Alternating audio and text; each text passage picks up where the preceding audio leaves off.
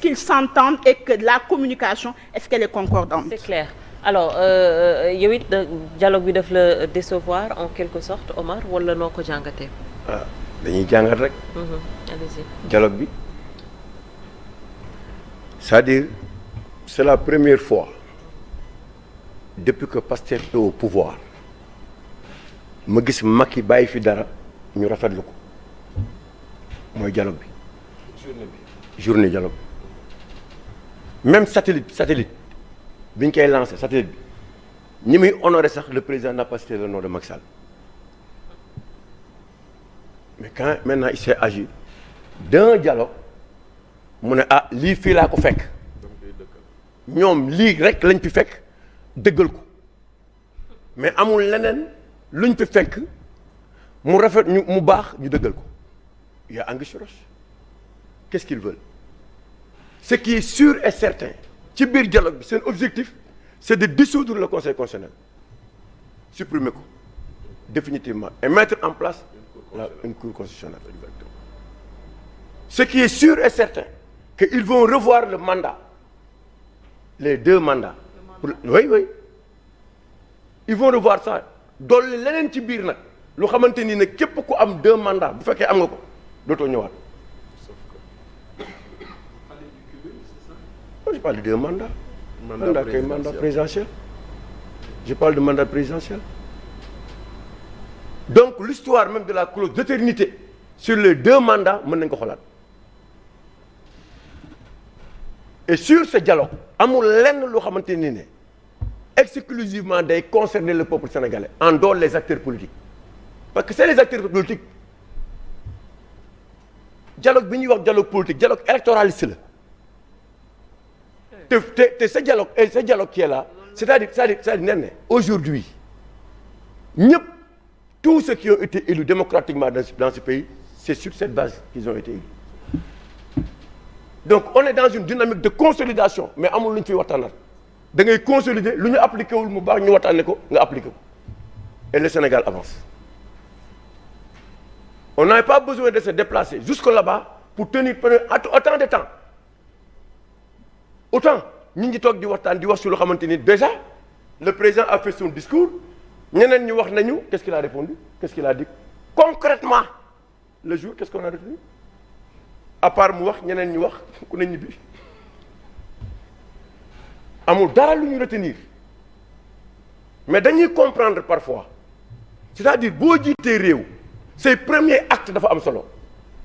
soo gisee ñii ko organiser benn contre dialogue c'est parce que cin bu naree neex su baxee xeeñ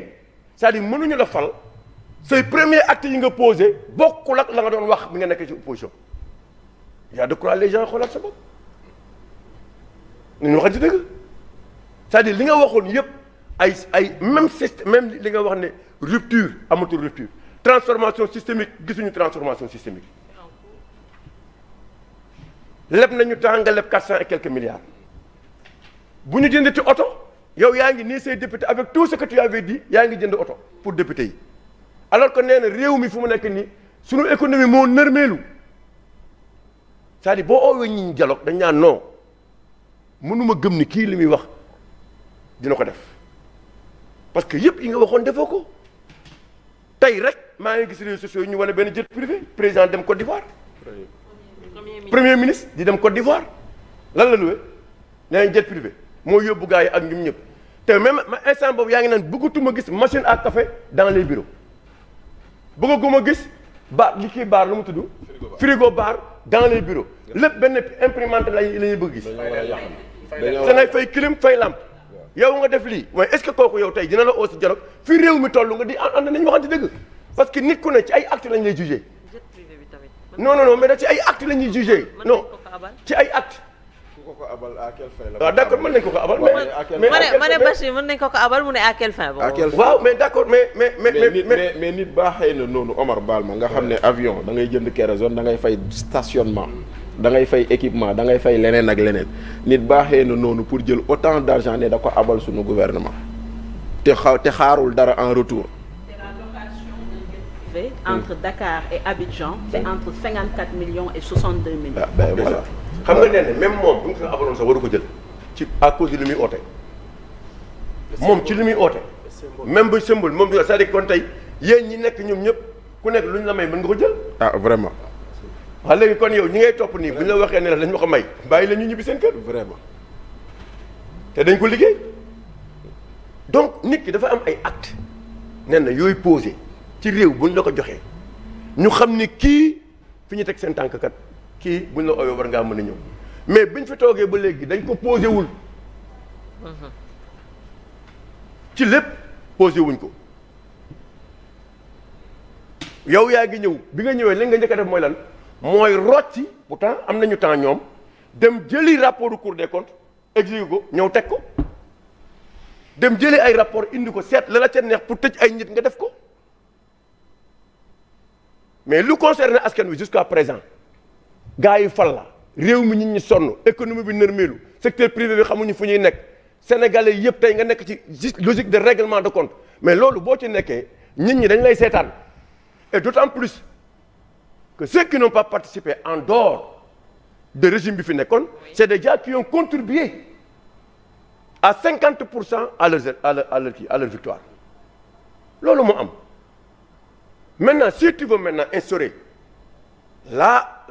comment dire un état de droit la citoyenneté dans ce pays dama ne li Barthélémy def c'est normal ndax la nga yaakaaroon ci Macky moo ko koy def yaa ko def yow mi ko doon xeexal mooy jële ko ci poste député jële ko ci mairie lu kenn mënu woon xalaat ne yow boo la ñëwee di ngeen ko def kooku bu la oowee doo dialogué nañ waxal ci dëgg waay nañ waxal ci dëgg maintenant ñoom Bougane ak ñii mënoo taxaw ne da ngay criminaliser homosexualité defoo ko bañ la ko laajee sax ba léegi waxatoo si am na wala amul donc tous les engagements yi nga jëloon ci peuple bi taxoon tax ñu ñafe taxaw xeex ba fal ko ne ko mais koo ci oo du ñëw ñoom ci logique boobu la ñu ne ci logique yu yow bu fekkee ne da nga soxla askan wi baatu askan bi pour ñu fal la buñ la falee la nga leen wax na nga ko def lañ leen wax nag boo ko deful koo ci oo du ñëw ndax danaan kii wóorul cin bu naree neex su baxee xëy il faut qu'on respecte les Sénégalais maintenant mënuñu nag tey ci réew mi fi ñu toll bëgg nangul ñii lu ñu mësul nangul ñi fi jaar ñëpp te ku ne am na acte l'opposé ci réew mii nañu waxante dëgg ñun li ñu may ñi c'est-à-dire que ñii ñoom du ñu waxtaan ak askan wi ñoom dañ naan xoolal j'assume wala moo ma neex ñoom c'est comme ça qu'ils parlent avec le peuple sénégalais même le président de l'Assemblée nationale bi muy jënd oto sax dana j'assume pourquoi ngay wax assume ça veut dire que am na nga wax assume mooy la nga waxoon ak la nga wax tey du benn rationalisation Macky bàyyi na ko fi statut de l'opposition yooyu mi ngi fi yi ñuy waxtaan mi ngi fi la xam nga am solo ba pare référendum lañ ko Sénégal yëpp d'accord ñu def ko mais appliquer na ne mais tey li ñu jàpp mooy ñoom actuellement xamatuñu réew mi exactement fan lañ jëm fan la ñu jëm on a notre démocratie tu as vu ce qui s'est passé même boo tuggee ci affaire sport sax ak yi ñu amoon na avec suñu senior yeeg ñëpp mi ngi nii nërmeelu on a perdu toutes les coupes même le Sénégalais qui était parti là pour la BAD il a perdu et on va y revenir donc ñoom dañ ñu tegul réew mi teg réew mi ci trajectoire boo xamante ni ne am na visibilité pour que les Sénégalais dans leur majorité war a mën a taxaw ne ah ñii kat xam nañ fu ñu jëm fii lañ jëm c'est ça le fond du problème Néné. Mais Omar ñoom ils ont dit que quand même dañoo trouver le pays au 4e sous-sol pays boo trouvé au 4e sous-sol peut-être avant de jël yenn perspectives yi wala di xool à l'horizon peut-être da ngay remettre les choses à l'ordre est-ce que du loolu est-ce que du loolu lañ nekk man leen rek laa bëgg est-ce que du loolu lañ nekk di waaw léegi ñoom lan lañu remettre gum lan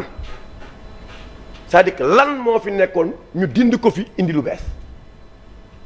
déjà ñoom oto yi ñuy dawal ñoo gën a garaaw sax oto yi fi Macky Sall doon dawal. Ah bon waaw maa la ko wax oto yaa ngi nii soo BM yeeg Audi yeeg yooyu ñu ngi nii di loolu kay jarul wax kooku c'est constat. waaye loolu nag ci la bokk Omar. ah non mais bañu ma ko de. waaw yow mosoo ko bañ sax man bañu ma ko de ñoom ñoo ko wax ne duñ ko defati. waroon naa nekk DG xam. waaw dama ne la ñoom ñoo ko wax ne dootuñu ko defati c'est-à-dire ñoom biñ fi toogee ba léegi wayu séeréer bi la ñuy teg wane leen ci TikTok wane leen ci Facebook ñuy wane seen i sañse yooyu da ngay gis mais quant à lii on l'a réalisé. Très bien. loolu amul. ak li fi am barki démb imaginez DER kan moo mën a imaginer tey que DER dinañ ko transformer def ko en TF1 c'est-à-dire li TF1 yi def loolu ngay def yow am nañ ay éleveurs ñu ngi jaay ay xar ay xale jënd ay xar war ko jaay am dara yóbbu seen kër yow sa bopp yow nga substitué à ça ne da ngay joxe ay xar looy joxe xar yow ku la joxe woo xar moo tax DER waruñu ko jox mag kañ ko jox du moom moo ko war a yor xale ko war a yor booster xool nan lay jàppalee xale yi pour que au moins demain qu'ils puissent être acteurs de leur propre développement. Mais tey nga jënd ay xar ñëw teg ko naan noo jaay leen ko pendant 8 mois xaw ma 5 mois ñëw kooku du rôle moom. mais loolu parenthèse dafa bëgg aider nag. waaw mais non mais loolu moo tax ma ne la. voilà autant de choses yoo xamante ni ne. on veut divertir le peuple. tabaski bee metti. on veut divertir le peuple. mooy boo demee marché yi dem ci fonctionnaire yi jëm ñëpp. même sa avant tabaski sa jotagoo ko. rapidement rien du tout jotaguñ ko. ñoom dañu waroon fexe sénégalais yi mën a liggéey mën jëndal seen bopp xar. c'est ça xam nga maye te loolu la ñu wax lay wan ni nit ñi sonn nañu. waaw loolu la ñu waxoon. c'est-à-dire que nee ne ñoom dañu waroon am programme boo xam ne ak doxalin boo xam ne sur 1 an parce que waroon na fexe ba 50% des sénégalais duñ jooyti xar parce que dañ koy mën a jëndal seen bopp. bañ demee ba koy maye li ñu xam ne nit ñi dellu nañ ginnaaw. loolu la ñu wax nit ñi dellu nañ ginnaaw. donc maintenant yow nee na donc xam nga ne yaaboo dina jëriñ 1000 francs kuy dem ba nga xamante ni ne mënatoo xale sénégalais yi dem am possibilité jënd xar xam nga ne kooku donc bu la diggee leneen mënatu ko fii lañ ñu wan fii bi ñuy suspendre les licences là de pêche ñuy wane seen TikTok yeeg ay jën naan léegi jën jeex na jën léegi waxuma sax loolu léegi dootoo amat gisati sax koy jaay jën léegi yaa booy téeméer la ba léegi tey xar yaa ngi nii sénégalais yi waroon dem di jaay xar ku ne mën a am xar yóbbu sa kër yow sa bopp yow DER nga xam ne sa rôle du loolu kenn sant la ko nga war a mën a dem naan da ngay jënd ay xar jox ko nit di ko fay pendant 6 mois foofu encore nga dem jëli xaalis yaa ngi gis fan yëpp ministère de l'action sociale la dame ñu jël xaalis di ko jox les ex-détenus c'est-à-dire comme si Sénégal dafa am ay pàcc quoi yow yaa ngi oote dialogue ba pare di xool yow ñi nga war a jox ak ñoo war a jox c'est extraordinaire donc c'est contradictoire ñoom ak ñoom perception li ñu daan wax Sénégal li ñu doon gëmloo démb ak barki démb te chaque jour marchand ambulant yi tailleurs yi taximan yi ñëpp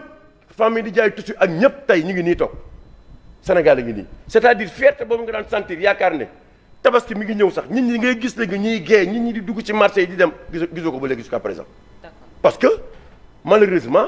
ñoom ñoo créé situation bu tax suñu économie nërmeelu ba tey suñu secteur privé national sont devenus tous des milliardaires pauvres. Très bien. Que je vais en expliquer après. dinañ ci ñëwaat nga joxe ci sa explication maa ngi ko doon wax ce qui est important peut-être mooy dialogue bi fan lay tàbbi qu'est-ce qu'on va retenir concrètement pour faire avancer ce pays dégg naa Omar di wax ne que dañuy dissoudre le conseil constitutionnel ñëwaat encore laal mandat bi j'émets des doutes quand même mais lan moo ci sa analyse. nee na fan la dialogue bi di tàbbi dafa am lu ñu tuddee ADM. ADM voulant dire arme de distraction massive. Le dialogue a été une arme de distraction massive. Distraction massive. Parce que monsieur Thiam mu ngi wax sànq woote nañ concertation sur la justice 1 an après quelle est la réforme qui est sortie de la concertation bu ñu defoon sur la justice 1 an après gisoo ci benn on va réduire le pouvoir du procureur tey le procureur gën a am doole yaa rafet sax dala si jàpp fu mu toll nii Ibrahima Ndoye yaa rafet sax dalay jàpp rawatina nga ku ko ne yaa ñaaw tey jii nii quel est l'article du code pénal